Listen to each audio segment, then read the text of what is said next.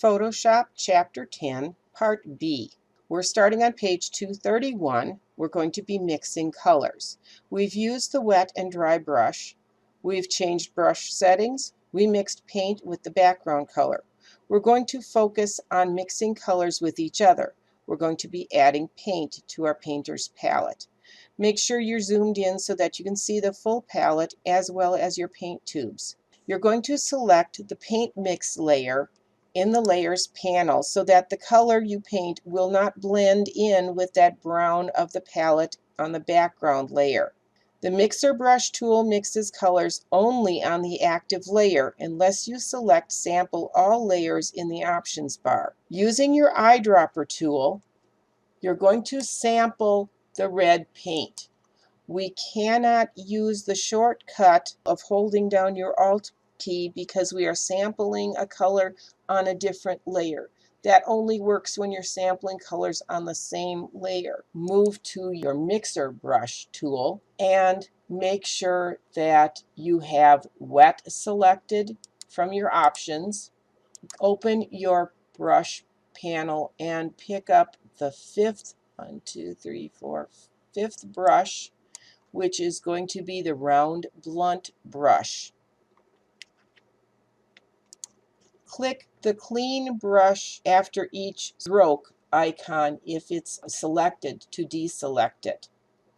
You can have your load the brush after each stroke selected. Paint in the first circle with your red.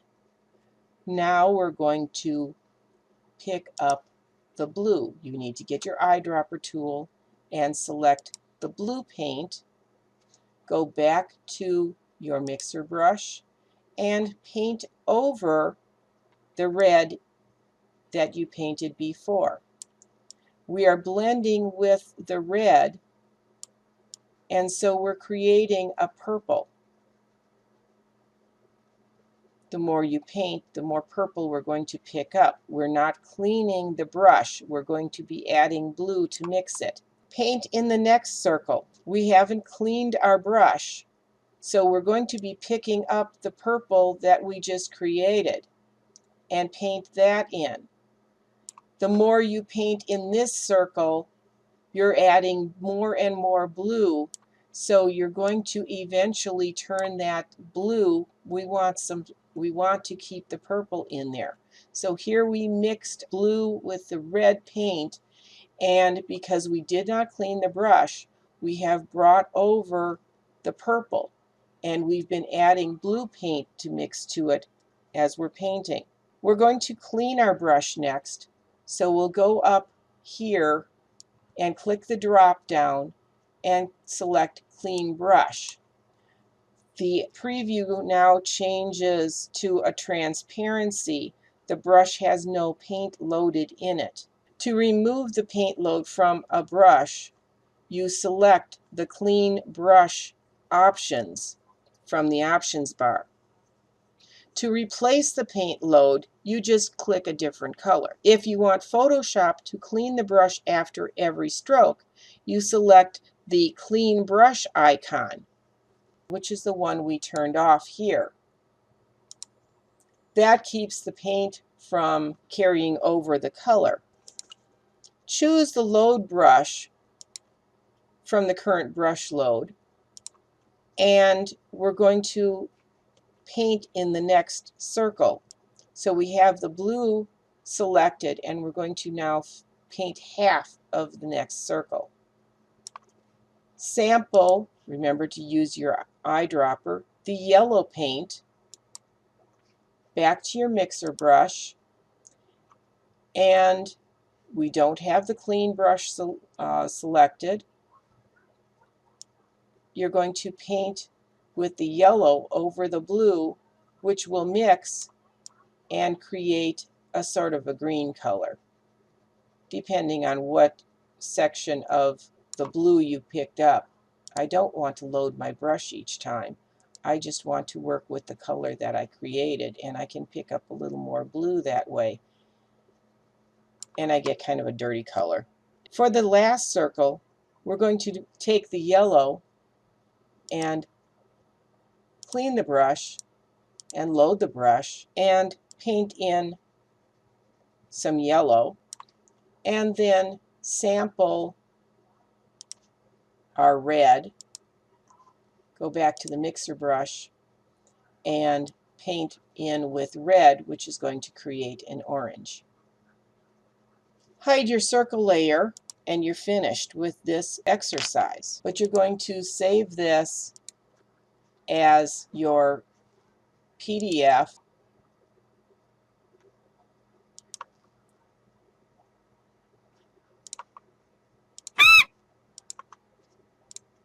to turn in. Remember to preserve Photoshop editing capabilities. Next, we're going to create a custom brush. Photoshop includes numerous brush presets. If you need to tweak a brush for your own project, it's going to be easier to create your own preset. You'll create a brush preset to use for the second exercise. Open up your brush panel and change the size of the brush 36 pixels. Round fan. The bristles are 35%. The length is 32. Thickness is 2%. Stiffness 75%. Angle is 0. Spacing is 2%.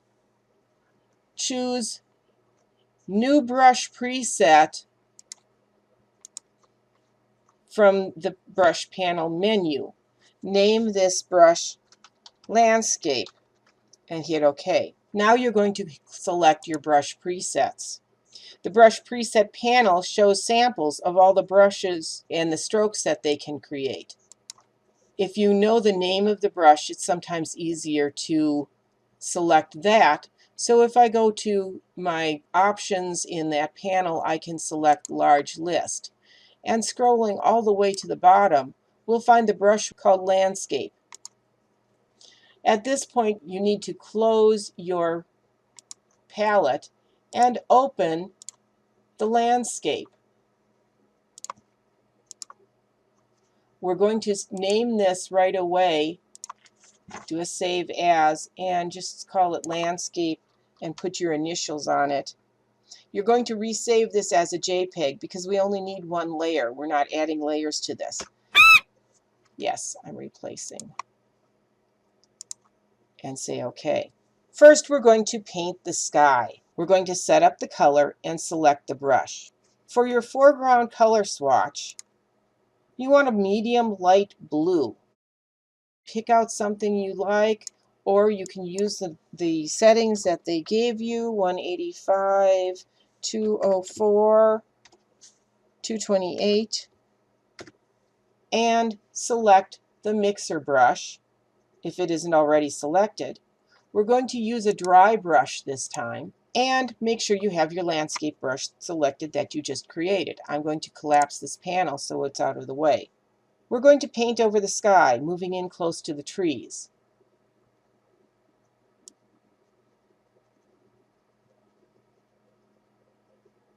If you accidentally get into the trees, you might just pick up a little bit of that green, or actually you'll cover it over because it is a dry brush. So you can paint in around that. The paint won't mix with the colors beneath it, so I lied just a second ago. But you can put this in, and you can fill that in as you see fit. Now we're going to pick a darker blue.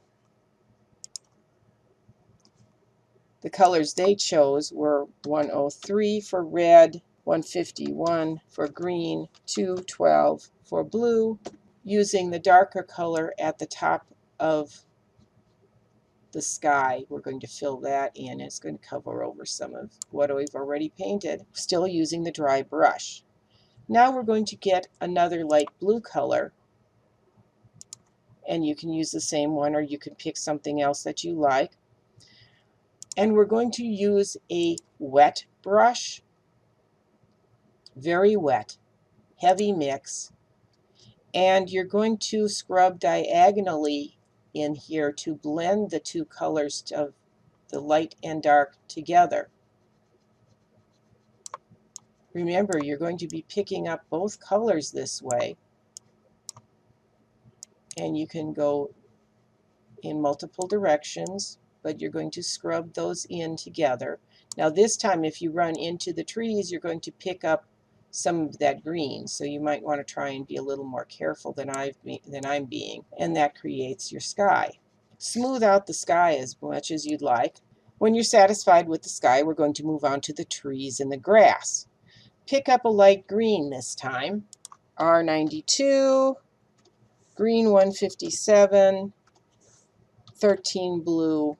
We're going to paint along the top section of the grass to highlight it. Oh, and we should have a dry brush for this. That's my mistake. So this should be a dry brush. So there we go, that's better. So I'm putting in my green there. I also need to highlight some of my trees, the lighter areas of the trees. Next, I'm going to sample a darker green from the grass itself. So there, because we're on the same layer, I can use my Alt or Options key to pick up the sample. And I'm going to choose a very wet brush now. Very wet, heavy mix. And I'm going to use diagonal strokes to blend the colors in the grass. You can take more time than this with yours. I'm trying to go through it a little bit faster. Now, the next step, I actually swapped things around. I already did the highlight on the light areas of the trees, and oh, I forgot to highlight so I want a lighter green and a dry brush. Oh, I need to highlight my little tree in the background, and then pick up a dark green again. This time I'm going to sample a green, I think. Oh, nothing quite that dark. I'll take this up a little bit lighter. And again, I'm going to go back to my very wet, heavy mix, and I'm going to mix the colors in the trees together. Now, if you ran into a little bit of your sky like I did, you're going to end up having an issue with that, but you can blend some of that out. Remember, we're using a very heavy wet brush,